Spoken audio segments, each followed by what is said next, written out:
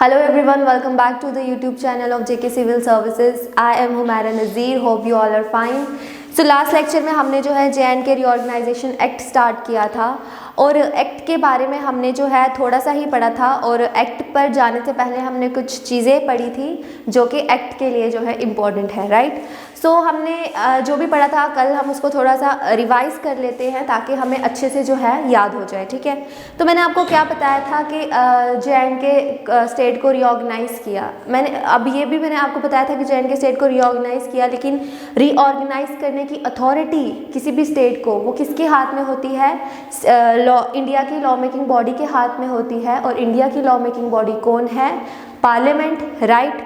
Parliament जो है वो किन चीज़ों से बना है? लोकसभा, राज्यसभा और प्रेसिडेंट।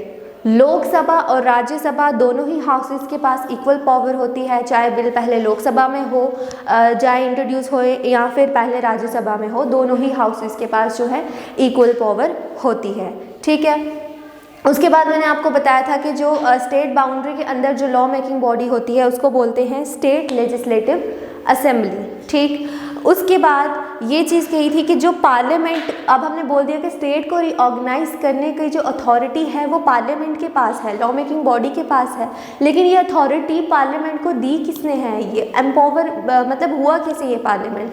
तो ये हमारा जो इंडियन कॉन्स्टिट्यूशन है उसके तहत जो है किसी भी स्टेट को रीऑर्गेनाइज करना, उसकी अल्टरेशन करना, ये सारा जो है it lies in the hand of parliament, ठीक है। उसके बाद मैंने आपको बताया था कि करंटली हमारे इंडियन कॉन्स्टिट्यूशन में 25 पार्ट्स हैं और उन 25 पार्ट्स में से जो पार्ट 1 है वो डील करता है किसके साथ? स्टेट रीऑर्गेनाइजेशन के साथ, ठीक है। और उसका टाइटल क्या है? Union and it's territory, right. Union and it's territory उसका टाइटल है और इसमें 4 आर्टिकल्स थे, आर्टिकल 1, आर्टिकल 2, आर्टिकल 3 और आर्टिकल 4, ठीक है। आर्टिकल 1 की हेडिंग क्या थी? टाइटल क्या था? इंडिया दैट इज़ भारत, मैंने बता दिया था, एक्सप्लेन किया था कल। दूसरा था वो स्टेट्स जो हमारे इंडिया का पार्ट नहीं हैं, अगर वो इंडिया का पार्ट बनना चाहती हैं तो वो आर्टिकल 2 के तहत बन सकती हैं।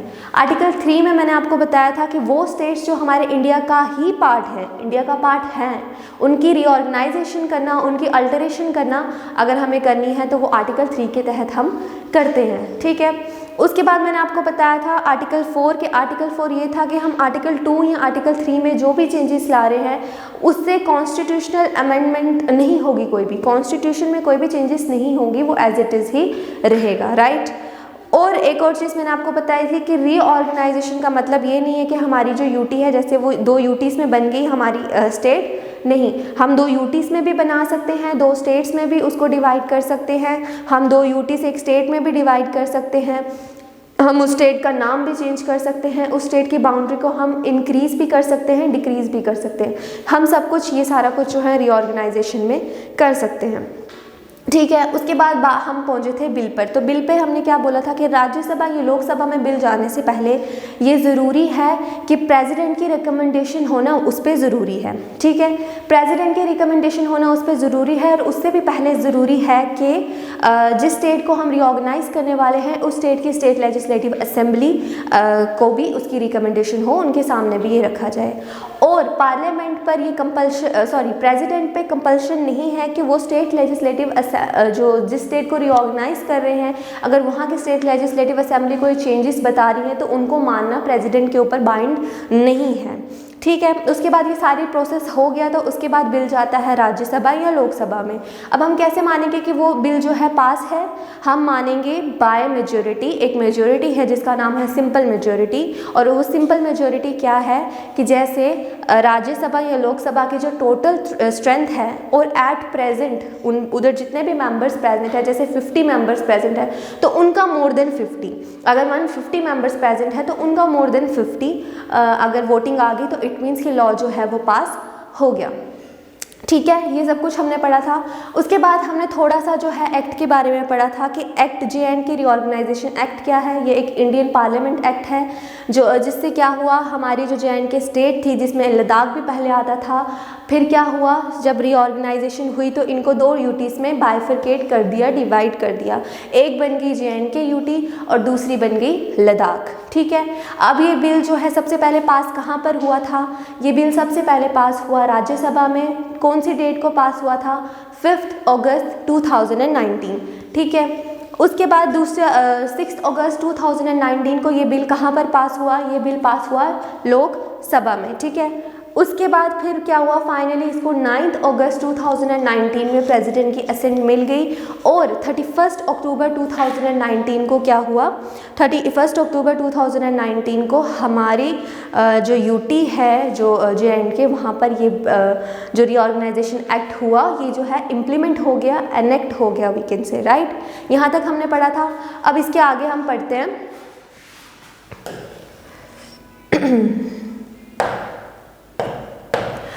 तो अब ये हमने पढ़ लिया था कि a bill for the act was introduced by the हमारे home affairs, minister of home affairs ने जो है इंट्रोड्यूस किया था राज्यसभा में 5 अगस्त 2019 को। ये सारा हमने पढ़ लिया था। उसके बाद अब आज क्या है? इस बिल में 103 सेक्शंस हैं, 103 सेक्शंस हैं, जिसको 14 पार्ट्स और 5 स्केड्यूल्स में डिवाइड किया है, ठीक है। इस बिल में क्या है? 103 सेक्शंस हैं, जिसको 14 पार्ट्स और 5 स्केड्यूल्स में जो है डिवाइड किया है। और अब हम इन्हीं सेक्शंस और इन्हीं पार्ट्स को जो है पढ़ेंगे आगे, ठीक है।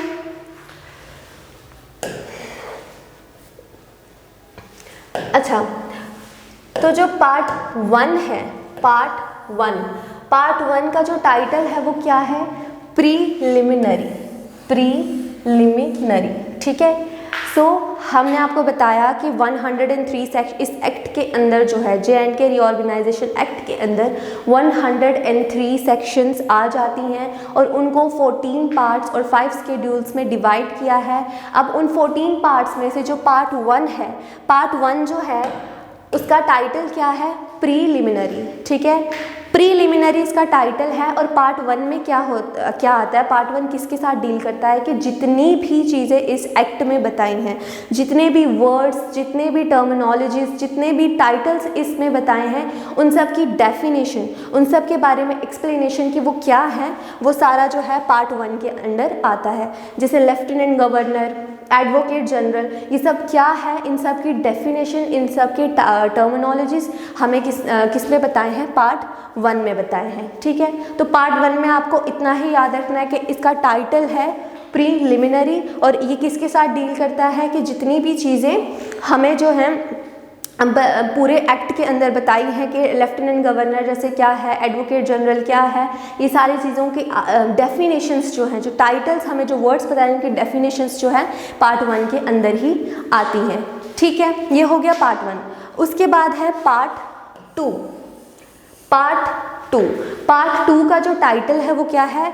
Reorganisation of the state of Jammu and Kashmir, ठीक है। पार्ट 2 का जो टाइटल है वो क्या है? Reorganisation of the state of Jammu and Kashmir, ये है टाइटल। अब इसके अंदर है सेक्शंस, ठीक है, जो मैंने आपको बताया 103 सेक्शंस है। तो उसमें से जो सेक्शन 3 है, सेक्शन 3 क्या कहती है कि अब से क्या होगा? एक नई यूटी जो है बनेगी, एक नई यूटी बनेगी और वो कौन सी यूटी होगी? यूटी ऑफ लद्दाख, ठीक है। सेक्शन 3 कहती है, पार्ट 2 जिसका टाइटल है reorganisation of the state of Jammu and Kashmir, उसके अंडर सेक्शन 3 आती है। सेक्शन 3 कहती है कि अब से नई यूटी बनेगी और उस यूटी का नाम क्या होगा? लद्दाख, जिसकी 2 डिस्ट्रिक्ट्स होंगी। कौन कौन सी डिस्ट्रिक्ट्स होंगी? कारगिल एंड लेह, ठीक है। लद्दाख नई यूटी बनगी और उसकी 2 डिस्ट्रिक्ट्स होंगी, कारगिल एंड लेह, ठीक है। उसके बाद सेक्शन 4 क्या कहती है कि अब से एक और नई यूटी जो है बनेगी, एक और नई यूटी बनेगी और उस यूटी का नाम क्या होगा? UT of Jammu and Kashmir, UT of Jammu and Kashmir, ठीक है। सेक्शन 4 कहता है कि लद्दाख की ही तरह एक और यूटी बनेगी और उस यूटी का नाम है UT of Jammu and Kashmir, जिसमें हमारी जो अर्स्ट वाइल स्टेट थी JNK, जितनी भी उसकी डिस्ट्रिक्ट्स थी वो सारी की सारी वैसी की वैसी ही आएंगी, एक्सेप्ट 2 डिस्ट्रिक्ट्स, और वो कौन कौन सी होंगी? कारगिल एंड ले, क्योंकि अब लद्दाख जो है वो सेपरेट हो गया है, वो अलग यूटी बन गई है, तो वो उनकी डिस्ट्रिक्ट होगी, राइट। तो हमारा सेक्शन 4 कहता है कि अब से लद्दाख की तरह एक और नई यूटी बनेगी जिसका नाम है UT of Jammu and Kashmir, और उनकी जितनी भी पुरानी डिस्ट्रिक्ट्स थी वो वैसी की वैसी ही रहेंगी सिवाय 2 डिस्ट्रिक्ट्स के, और वो है कारगिल एंड ले। ठीक है। पार्ट 1 मैंने आपको बताया, टाइटल है प्रीलिमिनरी, और पार्ट 1 किसके साथ डील करता है? हमारे रीऑर्गेनाइजेशन एक्ट के अंदर जितने भी टाइटल्स हैं, जितने भी वर्ड्स हैं, उनकी डेफिनेशन, उनकी टर्मिनोलॉजीज जो हैं वो पार्ट 1 के अंदर आ जाती हैं। ठीक। उसके बाद है पार्ट 2। पार्ट 2 का टाइटल है reorganisation of the state of Jammu and Kashmir. इसमें 2 सेक्शंस आपको मैंने अभी बताई, सेक्शन 3 और सेक्शन 4। सेक्शन 3 कहती है कि नई यूटी बनी और उस यूटी का नाम है लद्दाख, 2 डिस्ट्रिक्ट के साथ, कारगिल एंड ले। ठीक है। सेक्शन 4 कहते हैं कि एक और नई यूटी बनी जिसका नाम है UT of J&K with all the district, जो भी उसकी पुरानी डिस्ट्रिक्ट्स थी वो सारी रहेंगी, लेकिन एक्सेप्ट 2 डिस्ट्रिक्ट्स, और वो 2 डिस्ट्रिक्ट्स कौन सी है? कारगिल एंड ले। ठीक है। उसके बाद नेक्स्ट है सेक्शन 5। सेक्शन 5 क्या कहते हैं कि जब हमारी जो पहले जम्मू एंड कश्मीर जब स्टेट थी तो वहाँ पर क्या था? गवर्नर होता था, राइट। अब क्या होगा? पहले जब हमारी स्टेट थी जम्मू एंड कश्मीर तो वहाँ पर होता था गवर्नर, लेकिन अब क्या हो गया है? जम्मू एंड कश्मीर हो गई है यूटी, तो जम्मू एंड कश्मीर भी यूटी हो गई है। पहले तो जम्मू एंड कश्मीर के अंडर ही लद्दाख आता था, लेकिन अब लद्दाख भी सेपरेट है और जम्मू एंड कश्मीर भी सेपरेट है, दोनों ही सेपरेट यूटीज़ हैं। तो इनके अब गवर्नर नहीं होंगे, इनके कौन होंगे? लेफ्टिनेंट गवर्नर होंगे। ठीक है, लेफ्टिनेंट गवर्नर। अब गवर्नर नहीं होंगे, लेफ्टिनेंट गवर्नर होंगे। ये कौन सी सेक्शन बताती है? सेक्शन 5। ठीक है। तो सेक्शन 5 क्या कहती है कि हमारी जब पहले स्टेट थी जम्मू एंड कश्मीर तो उसमें था गवर्नर होते थे। ठीक है। लेकिन अब जब से जम्मू एंड कश्मीर और लद्दाख यूटी बन गई है तो अब क्या हो गया है? इन दोनों के अलग अलग लेफ्टिनेंट गवर्नर होंगे, और हमारे जम्मू एंड कश्मीर के लेफ्टिनेंट गवर्नर कौन है? मनोज सिन्हा। ठीक है। ये हो गया सेक्शन 5। तो पार्ट 2 में आपको इन्हीं 3 सेक्शंस के बारे में याद रखना है, सेक्शन 3, सेक्शन 4, सेक्शन 5। सेक्शन 3 कहती है कि यूटी बनी Ladakh with district Kargil and Leh. Section 4 कहती है यूटी बनी Jammu and Kashmir with all the districts but except किसके? कारगिल एंड ले। और सेक्शन 5 कहती है कि पहले गवर्नर होते थे जब तक स्टेट थी, अब स्टेट नहीं है, अब यूटी है, तो जम्मू एंड कश्मीर और लद्दाख दोनों के जो हैं गवर्नर कौन से होंगे? लेफ्टिनेंट गवर्नर होंगे। ठीक है। उसके बाद हम आ जाते हैं पार्ट 3 में। पार्ट 3 का जो टाइटल है वो क्या है? Representation in the legislatures the council of states. ठीक है, ये है इसकी हेडिंग। ठीक है। अब इसके अंडर जो सेक्शन 9(1) है, सेक्शन 9(1) क्या कहती है कि 4 सीट्स जो हैं वो राज्यसभा में जम्मू एंड कश्मीर यूटी को एलोकेट की गई हैं। ठीक है। सेक्शन 9(1) कहती है कि 4 seats are allocated to the UT of Jammu and Kashmir in कहाँ? राज्यसभा में। ये है सेक्शन 9(1). फिर है सेक्शन 10।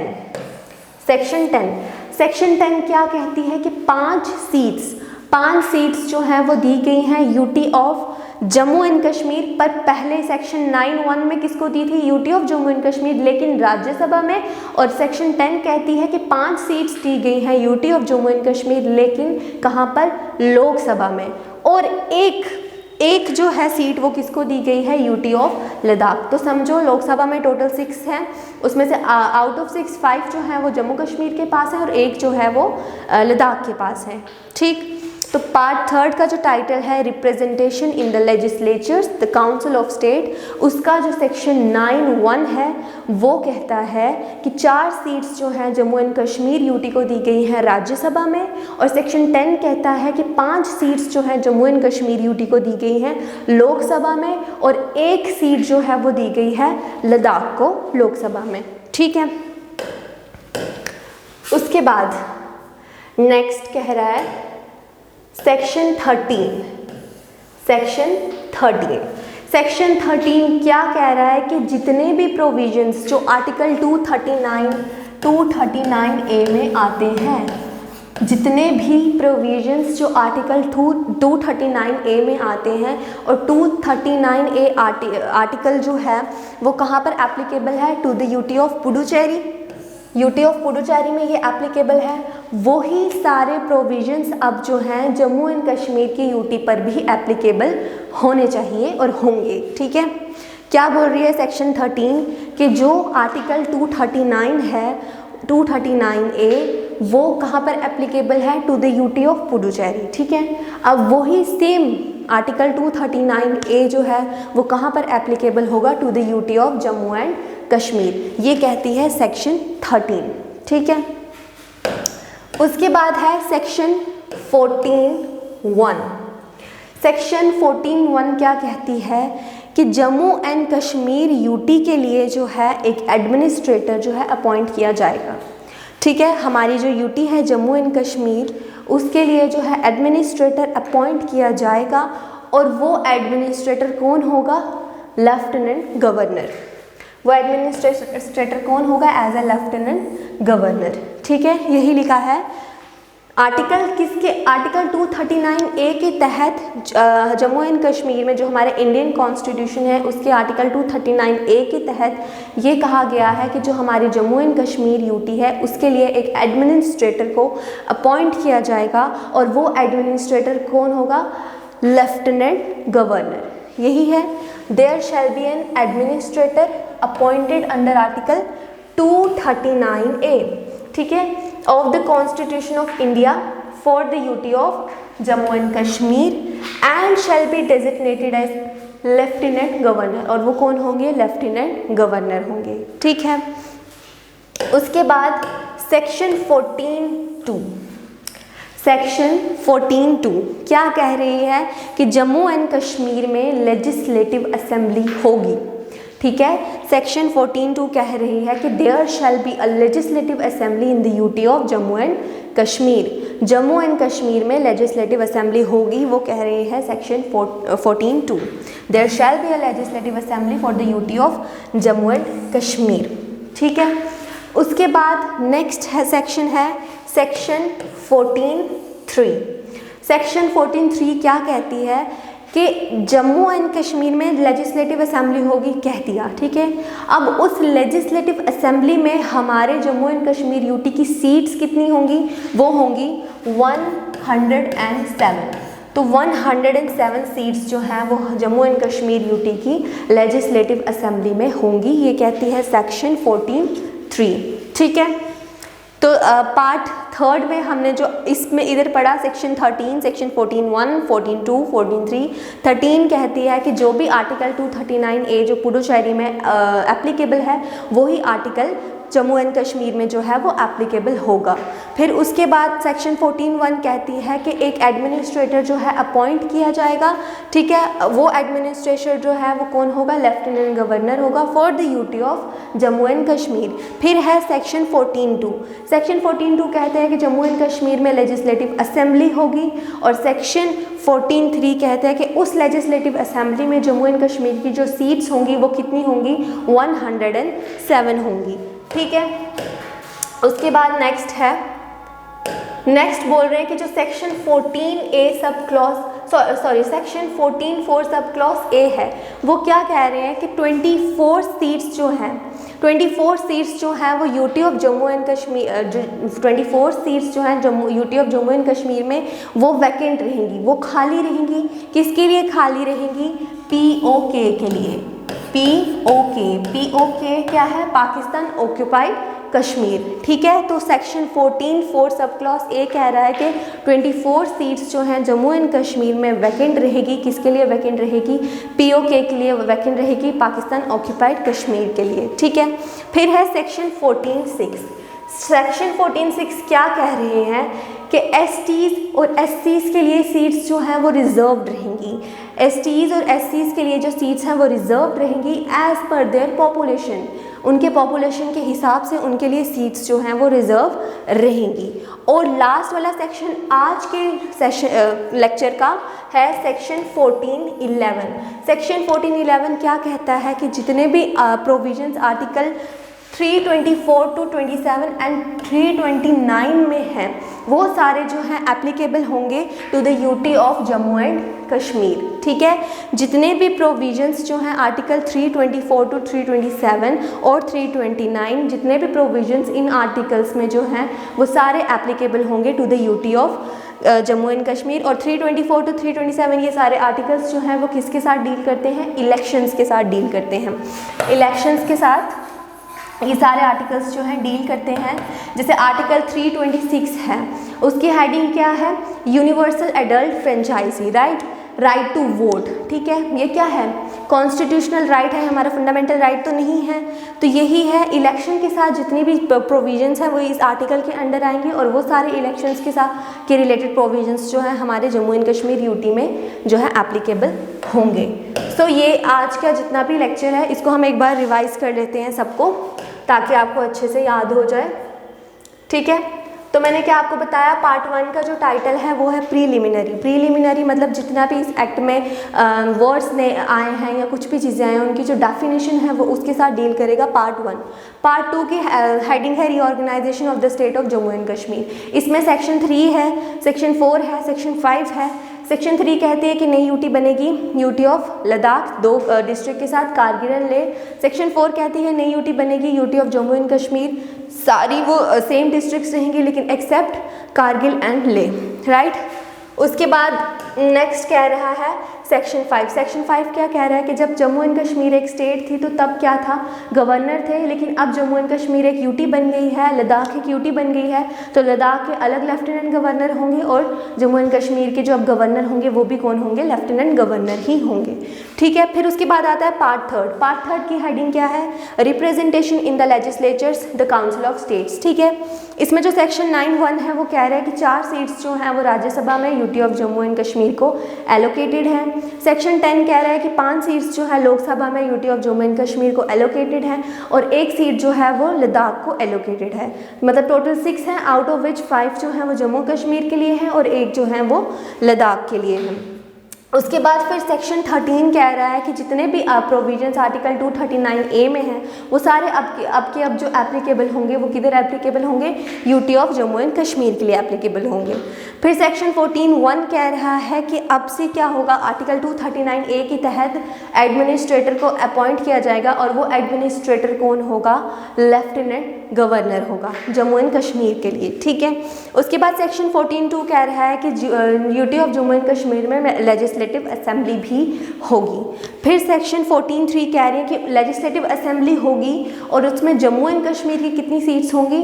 107 सीट्स होंगी। ठीक है, फिर है सेक्शन 14(4) सब क्लॉज ए, वो कह रहे हैं कि 24 सीट्स जो हैं वो वैकेंट रहेंगी, खाली रहेंगी। किसके लिए खाली रहेंगी? POK के लिए, पाकिस्तान ऑक्यूपाइड कश्मीर के लिए। कहाँ पर? UT of Jammu and Kashmir में। ठीक है, फिर सेक्शन 14(6) कह रहा है कि सीट्स जो है वो STs और SCs के लिए जो है वो रिजर्व रहेंगी एज पर देयर पॉपुलेशन। ठीक है, और लास्ट आज के सेशन का जो है सेक्शन 14(11) वो कह रहा है कि जितने भी प्रोविजंस आर्टिकल 324 to 327 एंड 329 में आते हैं वो सारे प्रोविजंस जो हैं अब एप्लीकेबल होंगे to the UT of Jammu and Kashmir. ठीक है, तो ये आज का लेक्चर था। कल हम नेक्स्ट इसके आगे फर्दर स्टार्ट करेंगे। Thank you so much.